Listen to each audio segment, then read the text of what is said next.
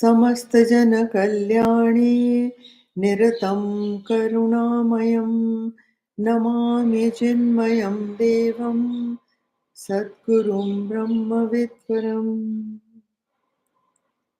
वसुदेवसुतं देवं कंसचाणूरमर्दनं देवकी परमानन्दं कृष्णं वन्दे जगद्गुरुम् कृष्णं वन्दे जगद्गुरुम्.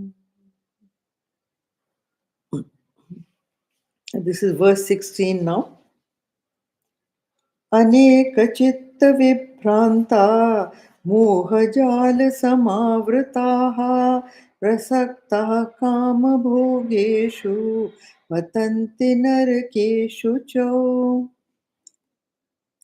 Bewildered by many a fancy, entangled in the snare of delusion, addicted to the gratification of lust, they fall into a foul hell.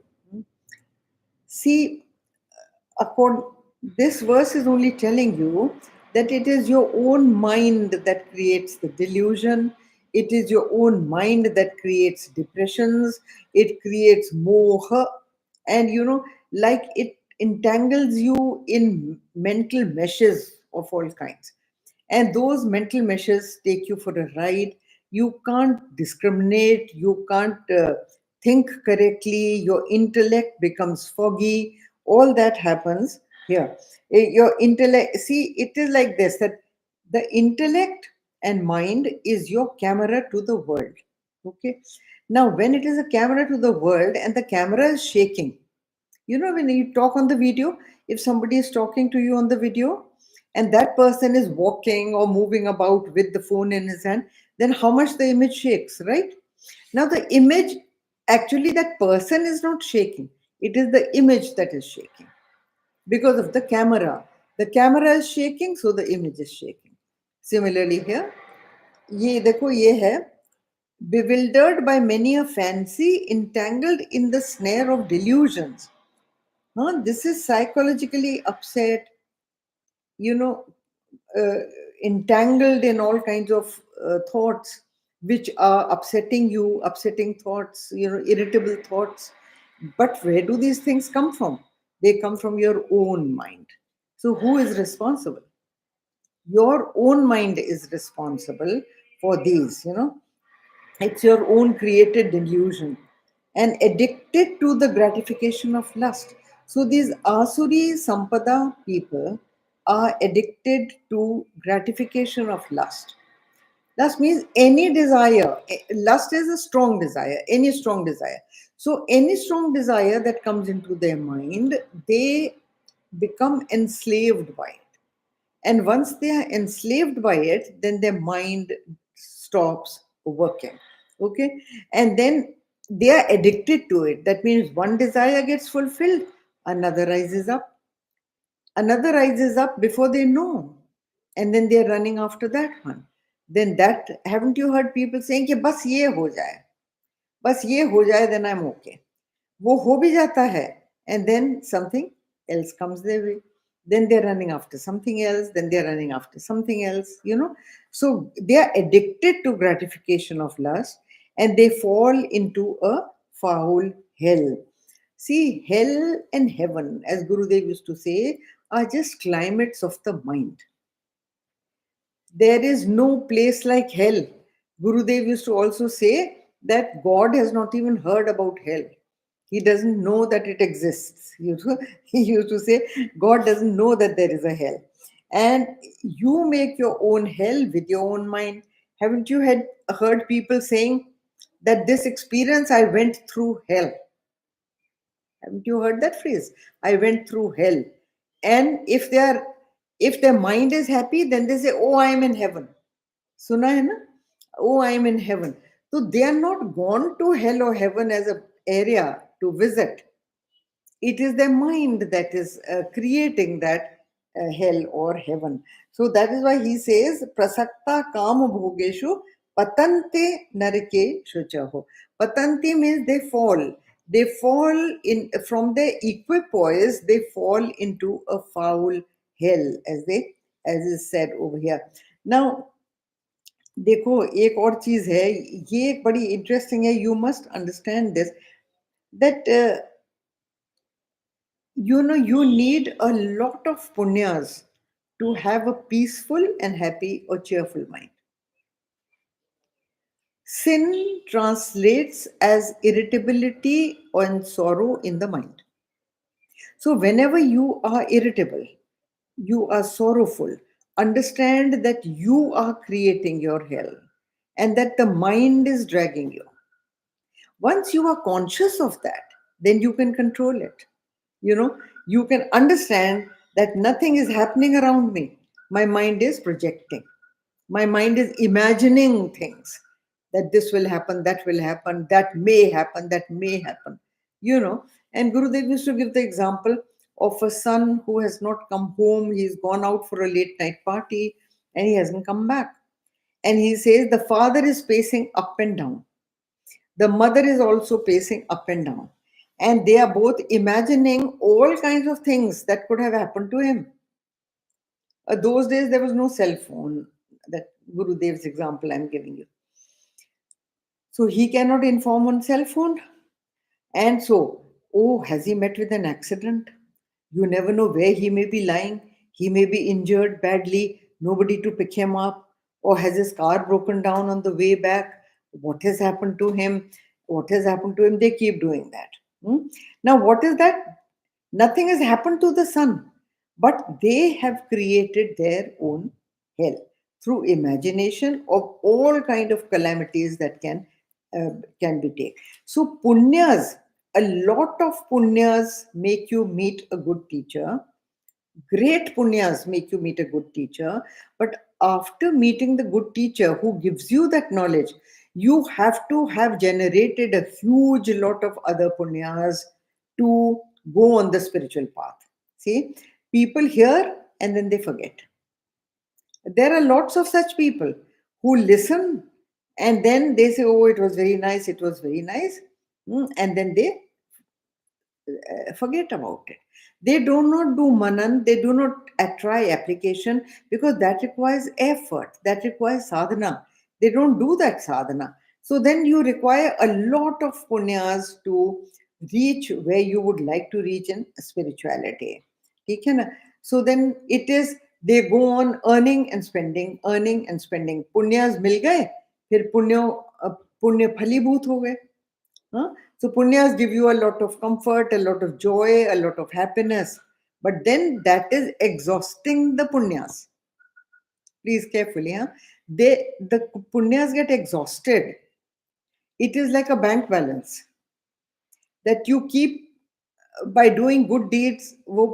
They are collecting, and then good deeds will have a reaction also. No? So that they react in happiness, they react in good fortune, they react in wealth, prosperity, good health, all that. But if you do not use all that to gain more spiritual wealth, then you fall. Then after that, then the teacher also can't help you. Despite the teacher, you go down. So this, please understand that again I read, bewildered by many a fancy. Many a fancy means many desires. The word over here, aneka chitta vibhranta, mohajala samavrata. So they get into a mesh of delusion, moh. So here, okay, now then come to the next one.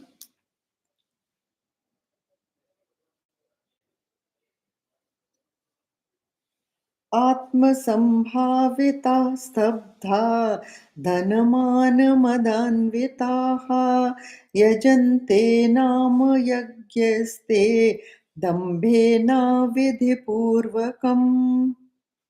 Self-conceited, stubborn, filled with pride and intoxication of wealth, they perform sacrifices in name only, out of ostentation, contrary to scriptural ordinance. Scriptural ordinance, that means the dictates of the scriptures, is what? That sacrifices you have to do, and you have to spend wealth for the benefit of the people. These are scriptural injunctions. But यहाँ ये क्या करते हैं? They do sacrifices in name only, out of ostentation. They want self propagation. हाँ, कि देखो कि हमने पुण्य किया, कितने लोगों ने देखा, किसी ने देखा कि नहीं देखा. So you've heard of sponsorships, huh? Sponsorships. And when they give that money, they always ask, what will we get? How are you going to project us if we are sponsoring? So in many places, big boards are put, banners are put. This event is sponsored by this group of industries. Otherwise, they don't give you the money. So then here it is what? Sacrifices in name. So is that a sacrifice really? No. They have sponsored, but they have purchased name and glory, fame and glory. That is what they have purchased. Huh? So they are filled with pride and intoxication of wealth. Because wealth is a big intoxicant. There are many people, who, I don't say that every wealthy person is like this, but most of the wealthy people think that if they have money, they can do just anything, because they feel that they can buy anybody and they can buy anything with wealth. You heard that saying that every man has his price? I don't believe in it. Every man does not have his price. The noble and upright people, whoever they are, they do not give into this kind of greed for wealth. They have certain principles by which they live, and they live all their lives. I know such people. So then the thing is this, it is not like that every man has his price. But these people think like that, because then they are filled with pride and intoxicated with wealth. Self-conceited. Self-conceited is the person who thinks no end of himself. And then they become stubborn, because they think that no matter what they think or what they do is the right thing, and they don't want to budge from it. है ना, देखे है ना ऐसे कि they become so stubborn, no matter who gives them the right advice, they will not take it. They will only do what they think is right. This is an Asuri Swabhav. Stubbornness comes into Asuri Sampada. You must always be open and flexible in listening to other people's advice. And people, when they advise, there'll be 4-5 people take their advice. Then do what your mind tells you is the correct thing to do, because they will advise you for your good. But the stubborn people don't even take advice. They don't want to hear anything. They say, okay, whatever we think, however we think, that is the right thing. And we are going to do it exactly like this. So this is stubbornness. Huh? Self-conceited, stubborn, filled with pride, intoxicated by wealth. So, politicians, a lot of politicians are like this, and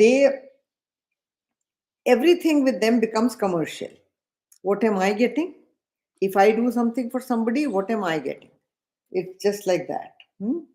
So, और वो कुछ भी करते हैं, even when they give speeches and all, it's full of ostentation. I did this, I did this, I did this. सुना है ना? I did this, I did this, I did this. That is the speech. And what are they doing? Begging for votes, asking that vote for me so that I come into power. And once they come into power, then whom do they listen to? Nobody. They don't listen to anybody. So that now this book or this teaching by Krishna has been given thousands of years back. Isn't this the same story today? So, as Gurudev used to say, that Asuri Sampada people, they have no originality. They behave the same way as they used to behave. They are behaving now. So here it is.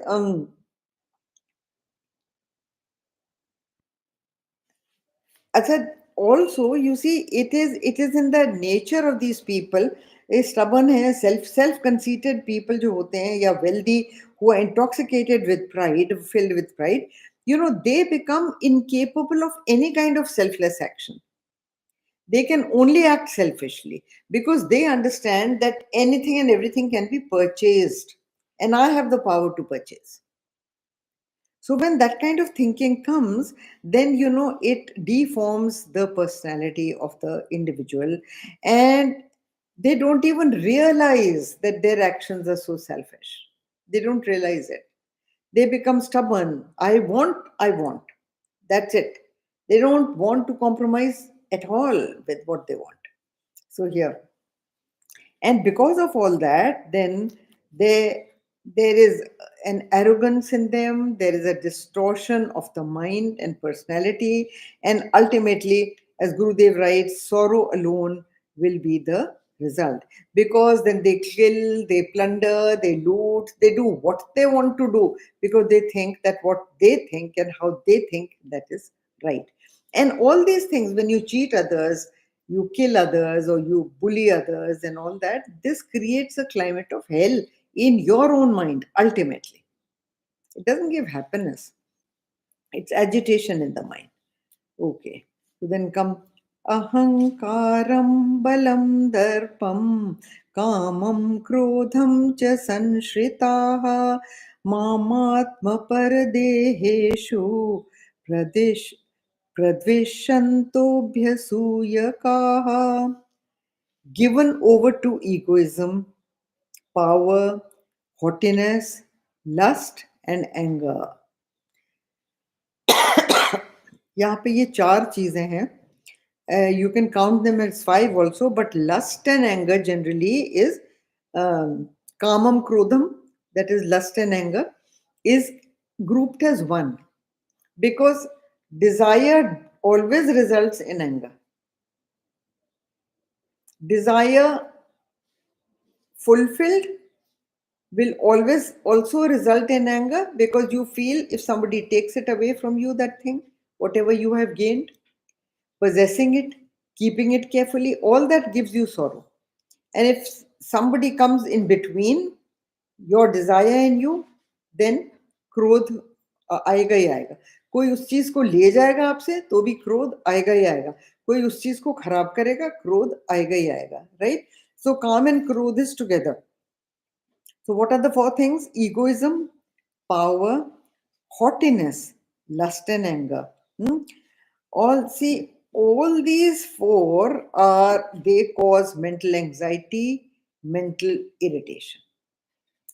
ये मानी हुई बात है. Just remember this. Egoism, how does it harass you? My ego is hurt. See, whenever you feel hurt about something, introspect. It is a spiritual sadhana given to you by the Lord. उसको introspect करो कि मुझको क्यों बुरा लगा. You will go step by step down the ladder, and at the bottom of the ladder you will always find that your ego has been bruised. Either somebody has said something derogatory to you because you think something of yourself, and somebody has downplayed that. So your ego is bruised. So you get hurt, irritated, and agitation results in that. So you're unhappy. And when you are unhappy, then you see lust and anger. These malicious people hate me in their own bodies and in those of others. Dekho what Krishna is saying. That such people, see, when your desire is thwarted, you hate the one who comes in between, right? Now, anybody who comes in between, you hating him, Krishna is saying that in hating anybody, you hate me. And not only you hate me in the other person, you hate me in yourself, because your mind gets agitated and worked up. Your mind gets irritated. Your mind becomes sorrowful. So what are you doing to me? You are hating me as well. That is what Krishna is saying. It says, Gurudev writes very strongly. Look what he writes. Drunk with passions, He becomes an intellect. He abdicates from all the dignity of a cultured man and behaves as an intellectual beast. हाँ, और intellectual beast का क्या मतलब कि he is physiologically or physically a human being, but his mind is behaving like that of a beast. I want to kill this person, I want to tear him apart, I want to teach him a lesson. ये सुनी है ना चीजें.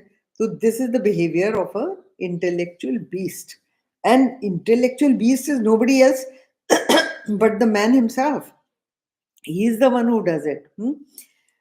Now, these actions and these kind of thoughts block the divinity in your mind. Everybody is divine, believe me. When you're peaceful, when you're equipoised, when you are calm, then how nice you feel, isn't it? So, that good feeling that you get is the divinity which is inside you, provided it is not molested by calm and Krodh. Calm and Krodh molest this divinity and make you agitated. So, when there is no calm and Krodh, you think, see, there's a very interesting way of putting spiritual growth. When you begin to feel that any alternative is as good as the other, one alternative is as good as the other one, ठीक है ना? Then there is no insistence on your will. There is no insistence on your uh, I want, I want this or that. So then what are you doing? You are lulling your likes and dislikes. The more you lull your like and dislike, the happier you will be. Just try it. Try it as a sadhana. And try it thoda thoda. I'm giving you practical homework to do. At home, create this in your mind that today I will not express any like or dislike, whether it is for food, or it is for clothing, or for some human being, or for some situation. There are 1001 things you can list, that what you like and what you don't like, isn't it? We ourselves divide the whole world into two categories of I like and I don't like. So when you divide the world into two, then you have already lost half the world. सोच के देखो. All that you don't like is minused from your world. That is also God's creation. Try to see the good in that. Try to see that there must be something in there which is nice. And nobody is totally black or totally white. Nobody. There are gray areas in every personality. There is a mixture of good and bad. The proportion differs. There must be somebody who has 80% good, just 20% bad, which you hardly ever get to see, right? And there are other people who have just 20% good, all the rest is bad. So you term that individual as a bad human being. So he says that such a person, वो हो जाते हैं क्या, behaves as an intellectual beast, strutting about precariously on its hind legs. So he says it becomes like an animal. Gurudev used to say that it's a pity that you don't have a tail. and we used to wonder कि हम लोग वाकई में we are animals or what. So he used to say that to us. So the result of passions and desires is suicidal. It is actually suicidal. So be careful. Be very careful of desires rising in your mind. I am not saying that just no desire can rise in your mind or no desire should rise in your mind. Yeah, they should rise, but let the desires be sattvic. Let those desires come into your mind which will not harm anybody and not harm you yourself and not harm anybody. Try to think that if I fulfill this thing, what is it doing to other people? Am I bruising other people by doing it? And if you are, and if you have a controlled mind, try to not do that. Now, also, in the wake of all these values, what is Krishna doing to Arjun? Any student will ask. Krishna is asking Arjun to kill. He is asking Arjun to kill other people. Now, isn't that hurting other people? Of course it is. But of course it is. But here Arjun has been hurt beyond all measure. Right till the end, Krishna has gone on negotiating peace with the Kauravas. Even till the end, he says, just give them 5 small houses or huts and we will not fight. See to what extent you compromise? A peaceful man will compromise to any extent. But even that is denied. Even that is, he says, I will not give you even a needle bit of land, the point of a needle. I will not give you. So when such a situation comes, then you are putting somebody against the wall. And then what becomes the duty? To fight for your rights. You must fight for your rights. Nobody is asking you to become a doormat. It's not that. Okay, so likes and dislikes. देखो likes और dislikes क्या क्या करते हैं. They they ruin you completely. अच्छा, then आजकल के बच्चे पूछते हैं all these values you teach us. So then how does it help? Supposing I don't follow these values, क्या होगा? पूछते हैं ना. The children ask that you keep on telling us don't speak lies, don't do this, don't do that, don't do that, and whether we do it or we don't do it, if it saves us from trouble, why not we do it? What's the harm if we don't do it? So that is the question they ask. देखो ऐसा है, take all the 5 indriyas. ये values have got a value. That is why they called value. ध्यान से समझना ये बात. उसको वैल्यू क्यों कहते हैं? Because it is something that you should value. And why you should value? Because it will benefit you.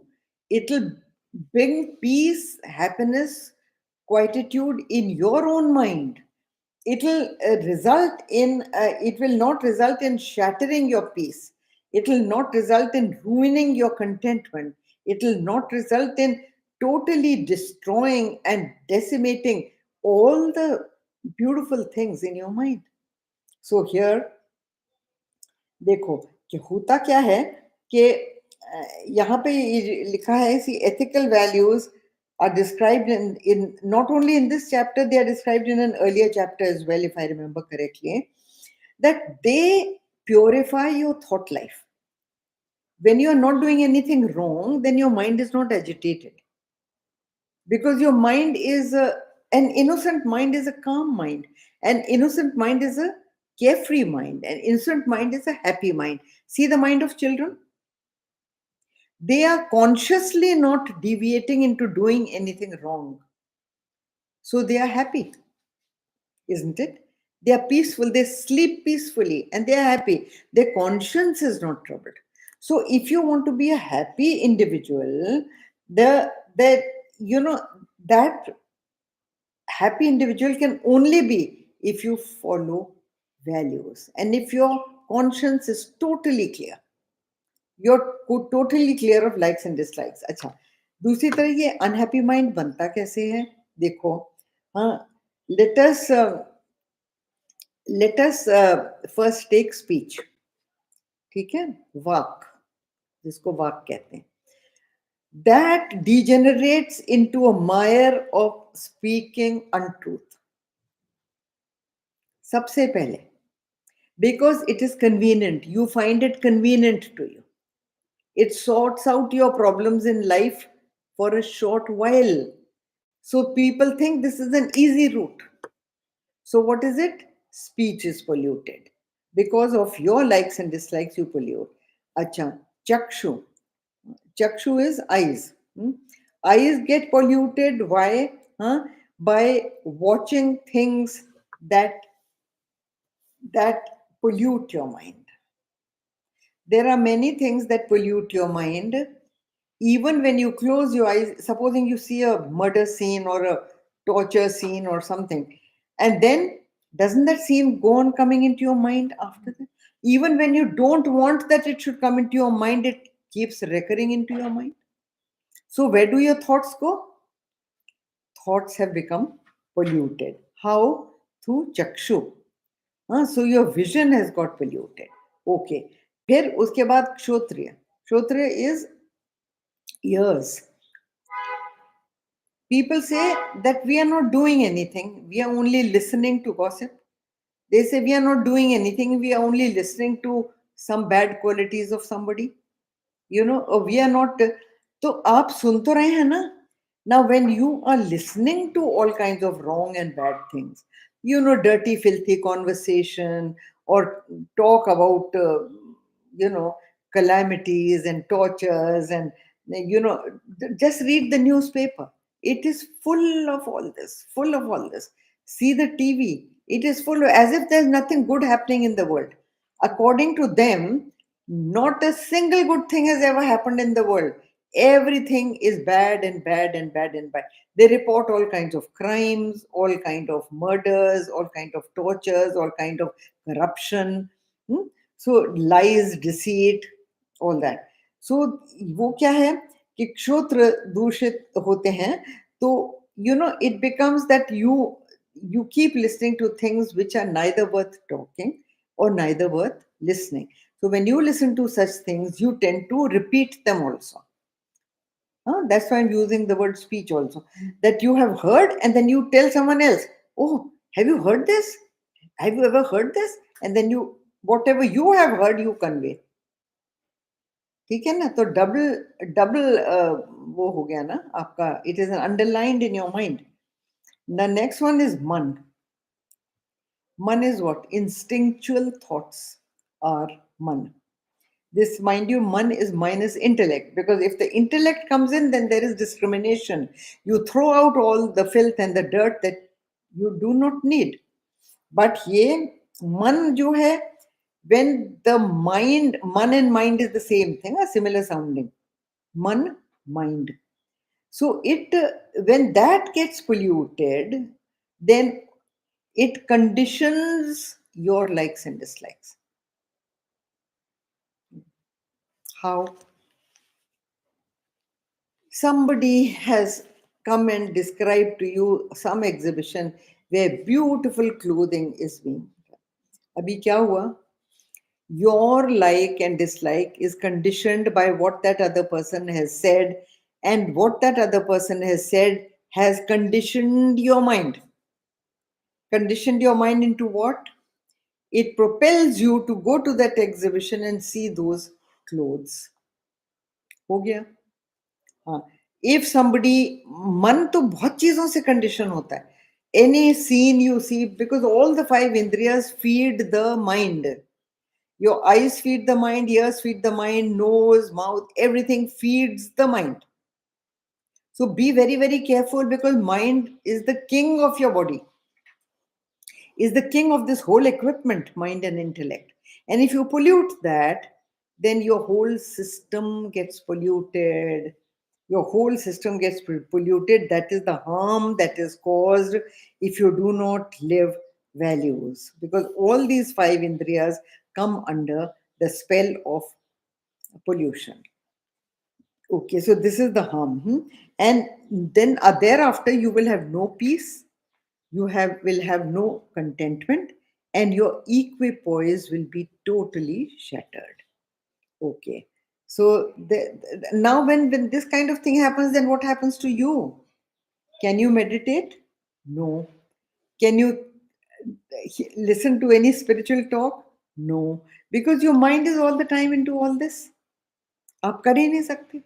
And then such people try to drag them to a spiritual discourse. They will never come. You can say what you like, they will never come. But somebody who has even a little bent of purification in his own mind, he will be attracted to it. And once he comes, he will get pulled into it.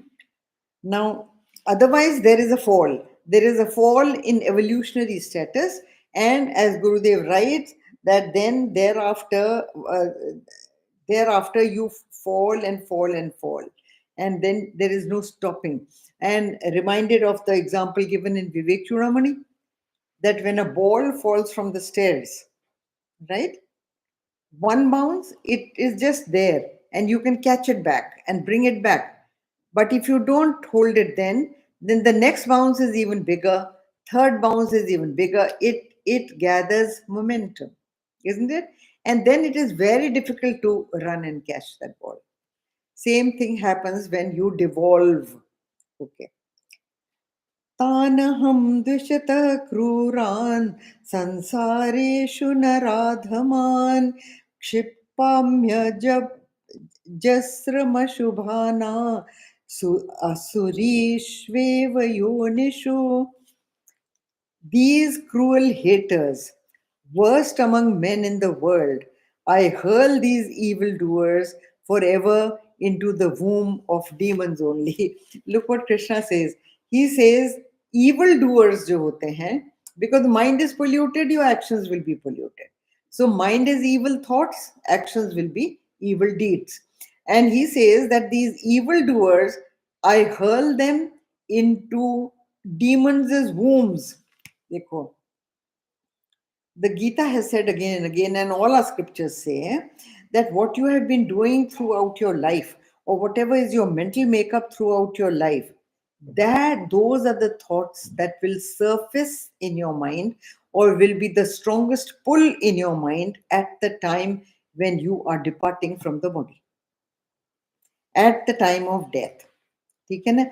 When you leave the body, you gravitate towards those kind of bodies in your next life which have been your strongest vasanas, strongest desires. And what forms your strongest desires? Whatever you have been practicing through your life. If you have practiced good values through your lives, then something good will come into your mind at the end of your life. But if you have practiced wrong values, then at the end, what will happen? वही आएगा आपके दिमाग में, वही आएगा. And therefore, your mind and intellect equipment will gravitate. Gravitate is the right word used by Gurudev. It will gravitate towards a womb that will best suit your next body.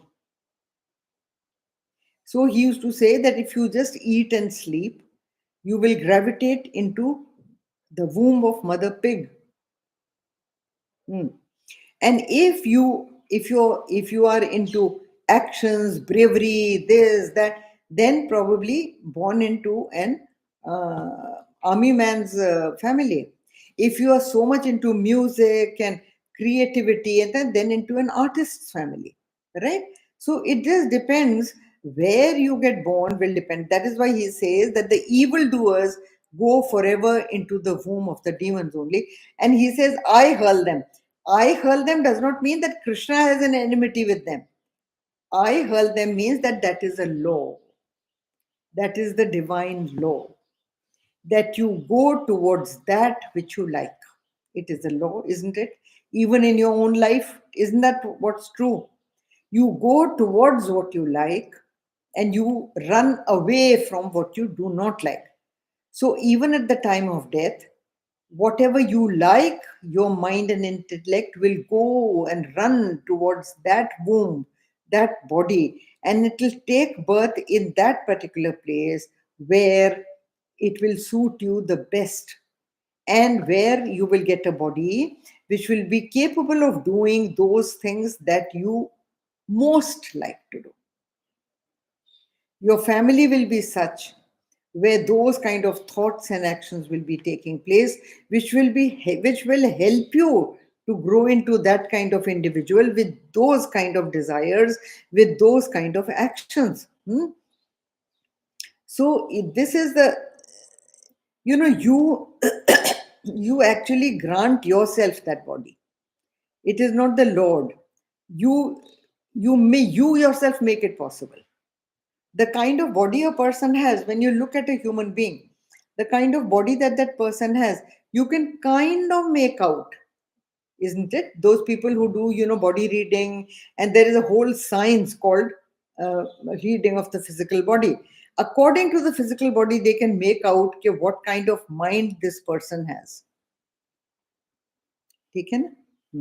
So yeah, so then your physical structure, Gurudev says that after his death, in this physical structure, it demands an appropriate field of existence. The Asuric individual with Asuri Sampada will definitely go into that home, which will help it to commit wrongs, again to commit actions which are evil, again to commit actions which are diabolical in nature. And therefore, he goes down into the ladder of evolution, and he is reborn again and again and again into the wombs of devils and demons. Okay, we will start from verse 20th next time.